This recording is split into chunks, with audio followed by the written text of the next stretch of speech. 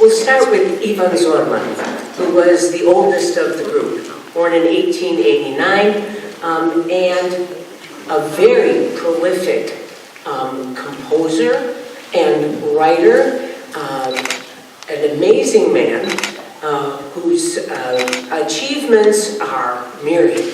So how to take all of that and bring it down to 10 minutes was difficult, until Stana handed me this book. Nice little tiny book, Ivan Zorman, Poezie, published in Cleveland, Ohio in 1919. Look at how this book was loved.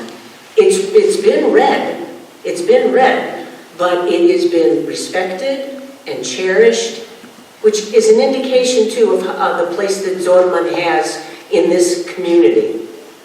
Even the inscription, Gospe Danilovi u bratski spomin, Ivan Zorman, Cleveland, 5. septembra 1924. The inscription's 100 years old. So this is a man whose work was loved. This is a man who loved the work. The book is in 3 parts. The first part is comprised of poetry you would expect to find in volumes of poetry. Love, spring evening, lastoke, that poetic stuff. But Zorman's first poem in that section is Slovenska pesem. The number one thing in his existence was the Slovenian song. He extols her virtues, he calls her brilliant, she is emotional, she is inspiring, she is everything he's about. In his 8th stanza of that poem, let me read it to you in Slovenian. I think you can pick it up, because it's what he was really about in his life's work. Najdite tudi mladi rod, dostojno znal ceniti, saj vredna si, da bi povsod te mogli vsi sloviti. So even the young need to enjoy this Slovenian song. It is worthy of glory and honor and praise, and everywhere the Slovenian song should take pride of place. Zorman still talks to us today. The second part of the volume is surprising. There are several poems in there that I would never have expected to find in a volume of poetry. One is entitled Zdravljica pri operi Carmen. Right? He writes a poem about Bizet's Carmen. And the last 2 stanzas are very sweet, but maybe later. Turn the page a couple of times and you get Il Trovatore, Verdi's Italian opera. He talks about the troubadour playing on the Slovenian meaning, on the artist meaning, really nice poetic devices, but he ends it with an Italian song, Non ti scordar di me. There's no footnote, there's no explanation, he just expects the reader to know this. What respect he has for his readers. They'll get it, they'll figure it out. I mean, I went to the computer and I Googled it, and in 5 minutes I had it all. How did they do it in 1919? How did he expect them to do it?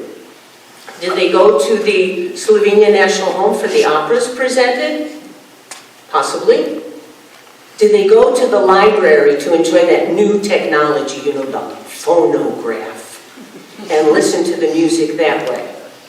Certainly he used pieces from opera, from classical music, for his voice instruction, for his piano instruction. I bet they got together at choir practice and talked about this kind of classical culture. And when you figure the kind of people who made up the community he worked for, he was at St. Lawrence, where the Workers worked at Republic Steel. At St. Vitus, they were working at Cleveland Twist Drill and Richmond Brothers. At St. Mary's, they were working in the railroad.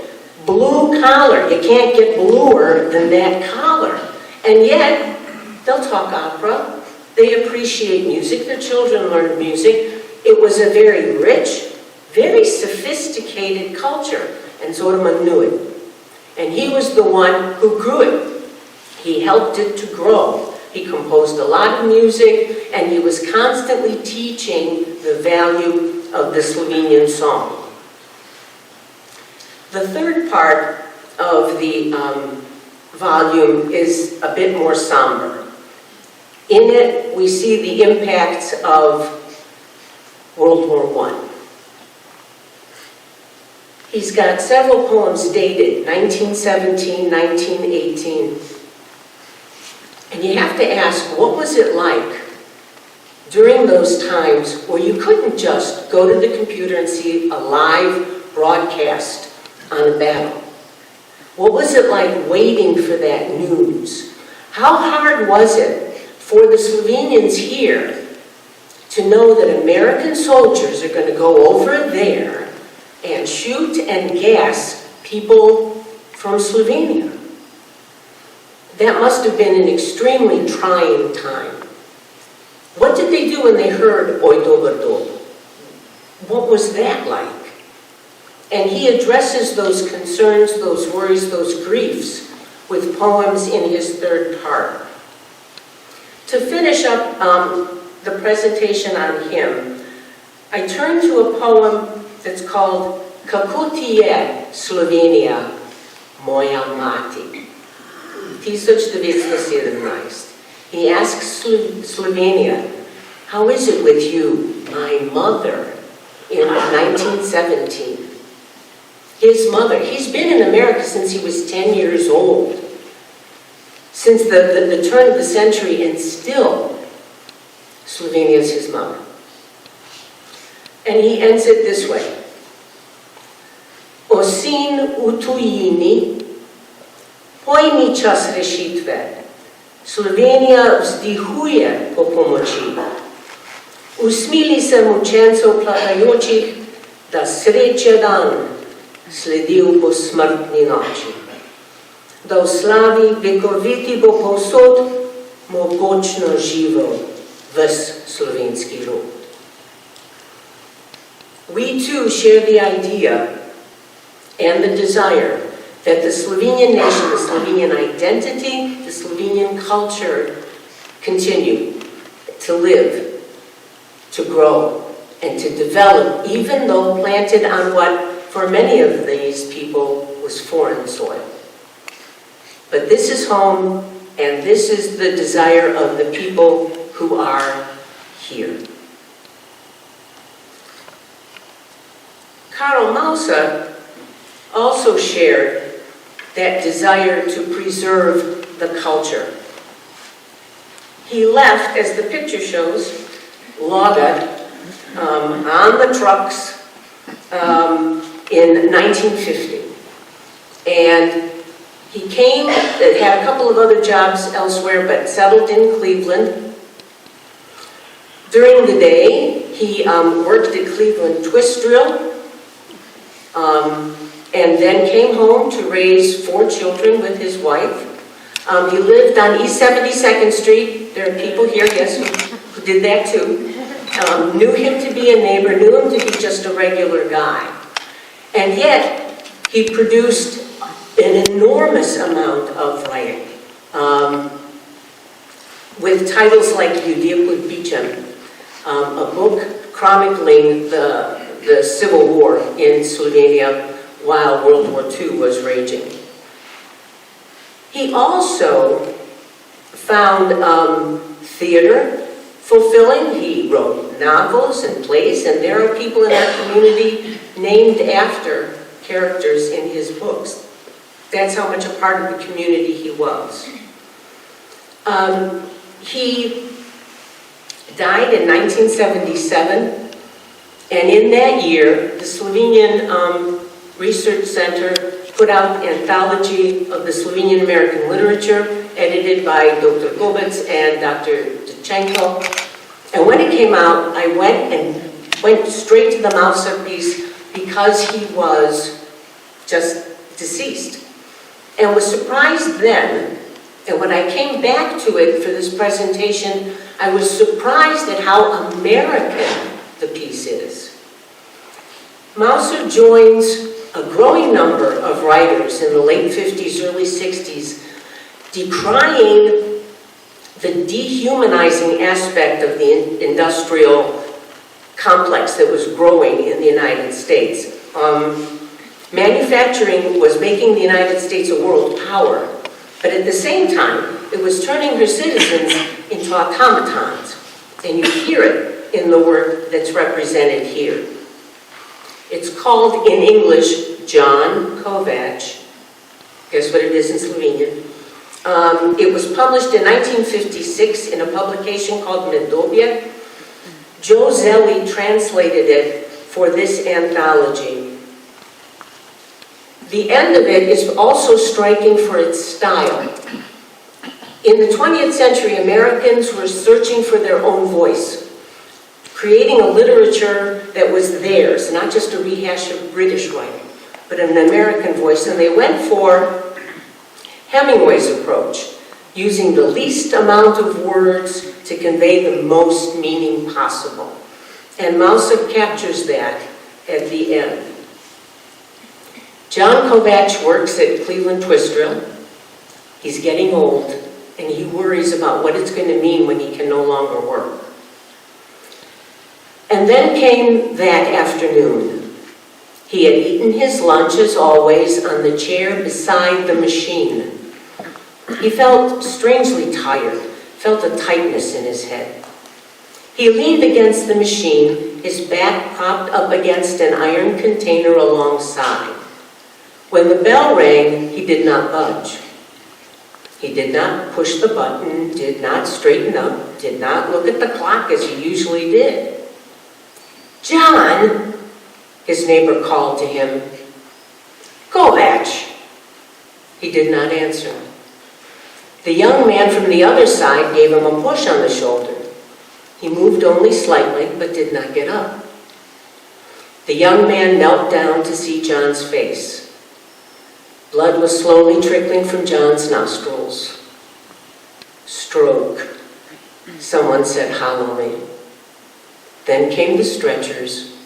Someone wiped off the clotted blood on John's machine. Someone also turned off the light. And very stark, straightforward style, very American. And yet that story puts Mauser into the thick of a Slovenian literary tradition of the local storyteller, the guy who gets everybody in the Vas together and tells them the stories. He does a beautiful job of balancing both cultures in that piece.